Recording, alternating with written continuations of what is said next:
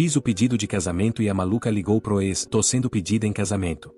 Então eu fui embora e deixei ela sozinha em outro país. Nunca pensei que terminaria escrevendo algo assim, muito menos compartilhando com desconhecidos. Mas sinto que preciso colocar tudo em palavras para entender o que aconteceu e em que momento minha percepção da realidade se quebrou. Talvez escrever seja a única forma de organizar os fatos e aceitar que nem tudo era como eu acreditava. Meu nome é Fred. Tenho 28 anos. Até pouco tempo atrás, estava convencido de que tinha um relacionamento estável, maduro e saudável. Minha namorada se chamava Zoe. Ela também tem 28 anos. Estávamos juntos há exatamente 2 anos quando tudo isso aconteceu. 2 anos que, vistos de fora, pareciam uma história normal, até exemplar. Não éramos um casal escandaloso nem dramático. Não publicávamos brigas nem indiretas nas redes sociais. Não tínhamos términos intermitentes nem separações temporárias. Éramos, pelo menos na aparência, um casal sólido. Nos conhecemos através de amigos em comum. Desde o início houve afinidade. Zoe era carismática, sociável, expressiva. Eu sempre fui mais reservado, mais analítico. Ela falava com facilidade sobre suas emoções. Eu precisava de mais tempo para processar as minhas. Nunca vi isso como um problema. Na verdade, achava que esse equilíbrio nos ajudava a crescer. Durante o primeiro ano de relacionamento, tudo fluiu com naturalidade. Saíamos, viajávamos quando podíamos, compartilhávamos rotinas simples, jantares, caminhadas, fins de semana tranquilos. Nunca senti que tinha que fingir algo com ela, nem que estava caminhando sobre terreno frágil. Me sentia confortável, confiante. Foi no segundo ano que começaram a aparecer conversas mais frequentes sobre o futuro, especialmente sobre casamento. No início, não me pareceram estranhas. Era lógico que depois de certo tempo juntos esse tema surgisse. Zoe falava disso com uma mistura de ilusão e urgência. Não fazia de maneira agressiva, mas era constante. Me perguntava quando eu achava que um casal devia se casar, se eu me via formando uma família, se achava que o casamento era importante. Eu sempre respondia com honestidade. Dizia que sim, me via casado algum dia, e não era algo que rejeitava, mas que queria fazer no momento adequado. Ela quase sempre respondia com a mesma história. Dizia que no passado tinha estado com um homem que prometeu casamento durante anos e nunca cumpriu. E se sentiu enganada, usada, e perdeu tempo esperando algo que jamais chegou. E então adicionava uma frase que, naquele momento, me parecia uma demonstração de confiança. Sei que você é diferente. Essa frase foi se repetindo com o passar dos meses. Cada vez que ela dizia, eu sentia uma responsabilidade silenciosa sobre os ombros. Não queria me tornar mais um homem que a decepcionava. Não queria ser parte de mais uma história de promessas não cumpridas. Ao mesmo tempo, tentava não tomar uma decisão só por pressão emocional. Ainda assim, comecei a considerar seriamente a ideia de pedir ela em casamento. Minha situação econômica era boa. Tinha um trabalho estável, bem remunerado. Não vivia com luxos excessivos, mas também não tinha necessidades. Achei que poderia bancar um casamento sem problemas. Mais importante ainda, acreditava que estava com a pessoa certa. Zoe me demonstrava carinho, atenção, interesse. Falava do futuro no plural. Nunca mencionava dúvidas, nunca mostrava ambivalência. Se havia sinais de alerta, eu não soube reconhecê-los ou preferi ignorá-los. Então, depois de refletir durante semanas, tomei a decisão. Pediria ela em casamento. Quis fazer de uma maneira especial, algo que realmente significasse algo para ela. Zoe amava a praia. Dizia que o mar lhe dava tranquilidade e ali sentia que tudo parava. México era um dos seus lugares favoritos, especialmente Cancún. Íamos todo o verão. Era quase uma tradição para nós. Havia um restaurante em particular ao qual sempre voltávamos. Não era um lugar elegante nem exclusivo, mas tinha um charme especial. Ficava de frente pro mar, com mesas de madeira, luzes quentes e um cardápio simples de frutos do mar. Zoe adorava esse lugar. Sempre dizia que ali a comida tinha gosto melhor e se sentia confortável, feliz. O dono se chamava Jorge. Com o tempo, tinha se tornado alguém familiar para nós. Sabia nossos nomes, nossas preferências. Quando decidi que esse seria o lugar para a proposta, falei com ele diretamente. Expliquei o que queria fazer sem entrar em muitos detalhes. Jorge foi compreensivo e gentil. Me disse que justamente era temporada baixa e não haveria muitos clientes e que poderia me ajudar a reservar o lugar completo por uma noite. Acordamos um preço razoável. Não buscava luxo, só intimidade. Me encarreguei de cada detalhe. Escolhi uma noite tranquila. Pedi uma decoração simples, velas, flores discretas, música suave. Nada exagerado. Queria que o momento parecesse natural, não como um evento forçado. O anel comprei semanas antes. Passei muito tempo escolhendo. Não queria errar. Pensei no estilo dela, no que ela gostava, em algo que pudesse usar todos os dias sem se sentir estranha. Gente, olha só o nível de planejamento que esse cara fez pro pedido perfeito. Ele realmente estava apaixonado e fez tudo com o coração. Se você acha que ele merecia ser tratado melhor, deixa o like aqui embaixo. E comenta, você teria planejado um pedido assim? Se inscreve no canal porque o que vem agora vai te chocar. O dia chegou. Estava nervoso, mas também emocionado. Zoe não suspeitava de nada. Disse que iríamos jantar como sempre. Quando chegamos e ela viu que o restaurante estava praticamente vazio, ficou surpresa. Jorge nos recebeu com um sorriso discreto e nos levou a uma mesa especial perto da beira-mar. Zoe estava feliz. Comentava como tudo estava bonito, como a noite estava tranquila. Eu mal conseguia me concentrar. Sentia o pulso acelerado desesperado, as mãos levemente trêmulas. Jantamos. Falamos de coisas triviais. O som do mar era constante. Quando o momento me pareceu adequado, levantei da cadeira, respirei fundo e me ajoelhei na frente dela. Tirei o anel e disse o que tinha ensaiado tantas vezes. Falei do quanto a amava, do que ela tinha significado na minha vida, de que queria construir um futuro ao lado dela. Perguntei se ela queria se casar comigo. Zoe ficou em silêncio. Levou as mãos à boca. Seus olhos se encheram de lágrimas. Por um instante senti alívio. Achei que estava emocionada. Então ela disse algo que me desconcertou. Espera, disse com a voz entrecortada. Antes de te dar o sim, preciso fazer uma ligação. Não me alarmei de imediato. Achei que ela queria ligar para a mãe dela, para algum familiar, para alguém importante para compartilhar o momento. Me levantei um pouco, ainda de joelhos, esperando. Zoe pegou o celular dela e abriu uma videochamada. Quando vi o nome na tela, senti um golpe seco no peito. Jos, o ex dela. Ela não olhou para mim. Apontou a câmera em minha direção e disse, com uma mistura estranha de nervos e determinação. Olha, Jos, estão me pedindo em casamento. Essa é sua última oportunidade. Vamos voltar, sim ou não? Durante alguns segundos, achei que ela estava brincando. Que era uma reação absurda produto dos nervos. Mas então ouvi a risada de Jos do outro lado da tela. Não acredito que você fez isso, disse entre risadas. A verdade é que aquilo da outra vez foi só para relembrar os bons tempos. Você é bonita e gosto de te ver de vez em quando, mas não me casaria com você nem de brincadeira. Senti que tudo ao meu redor se tornou irreal, como se o som do mar tivesse se apagado de repente. Jos continuou falando sem nenhum pudor. Coitado do cara, acrescentou me olhando diretamente através da tela. Tô com pena alheia, irmão. Não casa com ela. A gente tem se visto todo fim de semana desde que ela tá com você. Zoe desligou a ligação imediatamente. Durante alguns segundos ninguém disse nada. Eu continuava de joelhos, com o anel ainda na mão, tentando processar o que acabava de ouvir. Zoe me olhava com os olhos muito abertos, respirando rápido, como se tivesse acabado de cometer um erro do qual só agora estava tomando consciência. Então ela falou. Bom, então sim, disse tentando sorrir entre lágrimas. Sim, eu quero me casar com você. A frase me atingiu de uma forma estranha. Não senti alívio nem felicidade. Senti confusão, incredulidade e algo muito parecido com rejeição. Me levantei devagar. Olhei para ela como se estivesse vendo uma pessoa diferente daquela que achava conhecer. Você está louca? Disse. Não levantei a voz, mas meu tom foi seco, direto. Sério, você acabou de fazer isso e agora diz que sim, como se nada tivesse acontecido. Zoe começou a chorar imediatamente. Chorava com força, sem tentar esconder. Cobriu o rosto com as mãos e começou a dizer que sentia muito, que tinha sido um impulso, que estava nervosa e não sabia por que tinha feito aquilo. Me perdoa, por favor, repetia. Não quis te machucar. Foi um erro. Só precisava fechar um ciclo. Essa frase me deixou gelado. Perguntei algo que naquele momento era a única coisa que importava. É verdade o que o Jos disse? Perguntei. É verdade que vocês têm se visto todo fim de semana? Zoe negou com a cabeça imediatamente. Não, disse. Não é verdade. Ele tá exagerando. Disse isso pra me machucar. Ele sempre foi assim. Olhei pra ela sem dizer nada. Ela continuou falando, tentando se justificar. Dizia que Jos era parte do passado dela, e tinha sido um erro reencontrá-lo uma vez, e ele tinha interpretado mal as coisas. Mas então algo começou a se encaixar na minha cabeça. Durante meses, Zoe tinha o que chamava de noites das garotas todos os fins de semana. Sempre dizia que ia sair com a amiga Emma, e precisava desestressar, e era saudável ter tempo entre amigas. Eu nunca questionei. Nunca revisei o celular dela. Nunca duvidei. Me parecia normal. Agora, de repente, essa rotina adquiria outro significado. Lembrei como alguns sábados ela voltava tarde, como às vezes chegava cansada, distante, como evitava se aprofundar demais quando eu perguntava o que tinham feito. Nada que por si só parecesse suspeito. Mas tudo junto agora parecia diferente. Noites das garotas, pensei. Todo fim de semana. Não disse mais nada. Não discuti. Não levantei a voz. Simplesmente fiquei ali em silêncio. Zoe, ao não receber resposta, fez algo que jamais pensei ver. Ela se ajoelhou na minha frente. Nesse momento percebi que não estávamos sozinhos. Os garçons tinham parado. Fingiam arrumar mesas ou limpar copos, mas era evidente que estavam observando. Dom Jorge também estava por perto, sem disfarçar completamente. Zoe pegou minhas mãos. Por favor, disse chorando. Não me deixe assim. Foi um erro. Eu te amo. Eu quero me casar com você. Senti uma mistura de vergonha e tristeza. Não por mim, mas pela cena, pelo lugar, pela exposição. Tudo que deveria ser íntimo tinha se transformado num espetáculo desconfortável. Retirei minhas mãos com cuidado. Não com brutalidade, mas com firmeza. Ela continuou ajoelhada alguns segundos a mais, até entender que eu não ia responder como ela esperava. Levantou-se devagar, secou as lágrimas com as mãos e respirou fundo tentando se recompor. Então disse algo que me deixou ainda mais confuso. Caminha um pouco, me disse. Respira, vai até o mar. Eu te espero no hotel. Sei que quando você se acalmar, suas ideias vão se clarear. Ela disse isso como se tivesse certeza de que tudo se resolveria só com um pouco de tempo, como se o que tinha acontecido não tivesse sido grave o suficiente para quebrar algo de forma definitiva. Sem esperar resposta, pegou a bolsa e foi embora. Vi ela se afastando. Não a detive. Não disse nada. Simplesmente fiquei ali de pé, com o anel ainda na mão, sentindo que me faltava o ar. Quando ela desapareceu da minha vista, sentei novamente. Dessa vez não pude me conter. Comecei a chorar. Não foi um choro silencioso nem controlado. Foi um choro honesto, desordenado, daqueles que saem quando tudo desmorona ao mesmo tempo. Dom Jorge se aproximou. Sentou na minha frente sem dizer nada durante alguns segundos. Me ofereceu um copo d'água. Depois falou. Não vale a pena essa mulher, rapaz, disse com calma. Tantas vezes que vi vocês aqui. Você sempre foi atencioso, sempre presente. Deu tudo e ela não valorizou. As palavras dele não eram grandiosas nem condescendentes. Eram simples, diretas e estranhamente reconfortantes. Olhei para ele e perguntei algo que jamais pensei que diria em voz alta para um desconhecido. O que eu devo fazer agora? Dom Jorge não hesitou. Seguir em frente, respondeu. E não voltar com ela de jeito nenhum. Fiquei conversando com ele, com os garçons também. Contei, sem entrar em muitos detalhes, o que tinha acontecido. Eles ouviam com atenção, com uma mistura de indignação e solidariedade. Alguns me diziam que eu não tinha perdido nada e tinha esquivado de algo pior. Outros, em tom mais leve, me diziam que era melhor eu procurar uma mexicana, que essas, além de divertidas, eram fiéis. Não diziam com má intenção. Era a forma deles de tentar levantar meu ânimo. Pouco a pouco comecei a me sentir menos pesado. Me ofereceram cerveja. Aceitei. Depois outra. A música subiu um pouco. Sem perceber, o ambiente mudou. Alguém colocou música tradicional. Alguém começou a rir. De repente, sem ter planejado, eu estava no meio de algo parecido com uma pequena festa improvisada. Lembro de pensar que amava esse país. Não só pelas praias, mas pela gente. Pela forma como, sem me conhecer, estavam me acompanhando num dos momentos mais difíceis da minha vida. Ninguém me julgava. Ninguém minimizava. Simplesmente estavam ali. No final da noite, quando o lugar já estava quase vazio, Dom Jorge se aproximou de novo. Se você não quer ir com ela essa noite, me disse, pode ficar na minha casa. Pensei alguns segundos. Não queria vê-la. Não queria falar. Não queria fingir que estava tudo bem. Aceitei. A casa de Dom Jorge era linda. Simples, mas acolhedora. Ele vivia com a esposa. Nunca tiveram filhos, mas o lugar parecia cheio de vida. Me ofereceram dormir na sala. Agradeci o gesto. Me deitei no sofá, exausto, com a mente saturada de pensamentos. E ali fiquei. Na manhã seguinte acordei com uma forte dor de cabeça. Não era só a ressaca. Era uma mistura de cansaço emocional, desorientação e uma sensação pesada no peito. Durante alguns segundos não lembrei onde estava. Depois tudo voltou de uma vez. O restaurante, a ligação, as palavras de Jos, o rosto de Soui chorando na minha frente. Peguei o celular quase por reflexo. Tinha dezenas de mensagens e ligações perdidas de Soui. Mensagens longas, curtas, áudios, até e-mails. Não abri nenhum. Não porque não queria ler, mas porque sentia que fazer isso só me arrastaria de novo para uma conversa que já não fazia sentido. Naquele momento, o silêncio me parecia a única forma de me proteger. Levantei devagar do sofá. A cabeça latejava e a boca estava seca. Dom Jorge me viu da cozinha e não disse nada no início. Só fez um sinal com a mão. Vem, senta, disse. O café da manhã já tá quase pronto. Sentei na mesa com um pouco de vergonha. Sentia que estava invadindo um espaço muito íntimo, como se fosse um convidado inesperado numa vida alheia. A esposa de Dom Jorge, Liz, tinha preparado o café da manhã. Era uma mulher gentil, de voz tranquila. Me cumprimentou com um sorriso sincero, sem perguntas desconfortáveis, sem olhares de julgamento. Comi pouco. Não tinha muito apetite, mas agradeci o gesto. Enquanto estava ali sentado, os observava. Dom Jorge e Liz falavam de coisas simples. Riam, se moviam com uma naturalidade que só tem os casais que se conhecem de verdade. Não havia tensão. Não havia discursos duplos. Dava para ver que estavam em paz um com o outro. Foi então que pensei algo que não tinha considerado antes. Se havia esperança, nem tudo estava perdido. Mas Soui não era a pessoa com quem essa esperança poderia se materializar. Terminei de tomar café e agradeci novamente. Dom Jorge me perguntou o que eu pretendia fazer. Não precisei pensar muito. A decisão já estava se formando na minha cabeça desde a noite anterior. Disse que voltaria para Flórida naquela mesma tarde. Não queria ficar mais tempo. Não queria vê-la. Não queria explicações, desculpas nem promessas tardias. Precisava de distância, literal e emocional. Soui estava no hotel. Eu tinha pagado só mais uma noite adicional. Isso significava que ela teria que resolver o que fazer depois. Não me senti culpado por isso. Não era vingança. Era consequência. Eu não tinha deixado ela abandonada. Simplesmente tinha decidido não continuar sustentando uma situação que já tinha me mostrado sua fragilidade. Deixei minha mala no hotel. Não me importei. Não queria voltar naquele lugar. Não queria cruzar com ela no corredor nem ouvir a voz dela. Na mala só tinha algumas roupas de banho e um carregador. Nada que justificasse voltar a vê-la. Dom Jorge me levou ao aeroporto. O caminho foi silencioso, mas não desconfortável. Antes de nos despedirmos, parei um momento e agradeci a ele e a Liz por tudo. Não só pelo lugar para dormir, mas pela forma como me trataram quando eu estava completamente quebrado. Dom Jorge me deu um tapinha no ombro. Não se preocupa, me disse. Quando quiser voltar, aqui tem uma casa onde ficar. Assenti. Não sabia se voltaria algum dia, mas essas palavras significaram mais do que ele provavelmente imaginou. O voo foi tranquilo. Olhei pela janela grande parte do tempo. Não pensava em Soui de forma concreta. Pensava em mim, no que tinha ignorado, em como foi fácil acreditar que estava tudo bem só porque eu queria que estivesse. Quando cheguei em casa, fiz algo que tinha estado adiando. Bloqueei Soui de todos os lugares. Telefone, redes sociais, e-mail. Não por rancor, mas por clareza. Sabia que se deixasse uma porta aberta, terminaria ouvindo explicações que não mudariam os fatos. Passaram alguns dias. O silêncio se tornou parte da minha rotina. Comecei a dormir melhor, a pensar com mais clareza. Então, uma tarde, alguém bateu na porta. Ao abrir, me deparei com o pai de Soui. Ele estava furioso. Não cumprimentou. Entrou quase sem permissão. Me exigiu dinheiro para que a filha dele pudesse voltar. Disse que o que eu tinha feito era coisa de homem fraco, e não se abandona ninguém, eu tinha sido cruel e irresponsável. Tentei explicar o que tinha acontecido. Contei com calma sobre a ligação, sobre Jos, sobre o que ouvi naquela noite. Mas ele não quis escutar. Me interrompia, minimizava, justificava. Para ele, a filha dele não tinha feito nada imperdoável. O problema era eu. Não discuti mais. Não tinha sentido. Ele foi embora tão irritado quanto chegou. Dias depois soube que Soui tinha voltado. Não soube como nem com que dinheiro. Também não me importei muito. O que notei foi que ela não me procurou mais. Não tentou me contatar por outros meios. Não apareceu. Não insistiu. partiu. Isso me disse mais do que qualquer mensagem teria dito. Com o passar das semanas, comecei a refletir com mais distância. Entendi que nem tudo tinha sido mentira, mas também não tinha sido verdade completa. Zoe queria se casar, sim, mas não comigo como pessoa, e sim com a ideia de não ficar para trás, de não repetir seu passado, de não perder uma opção segura. Eu, por outro lado, queria uma companheira. Alguém que escolhesse estar comigo mesmo quando ninguém mais estivesse olhando. Hoje não guardo ódio. Também não guardo nostalgia. Guardo uma lição difícil, mas necessária. Às vezes o momento mais doloroso não é o fim de um relacionamento, mas o instante exato em que você entende que nunca esteve onde achava que estava. E embora aquele dia tenha me quebrado, também me salvou.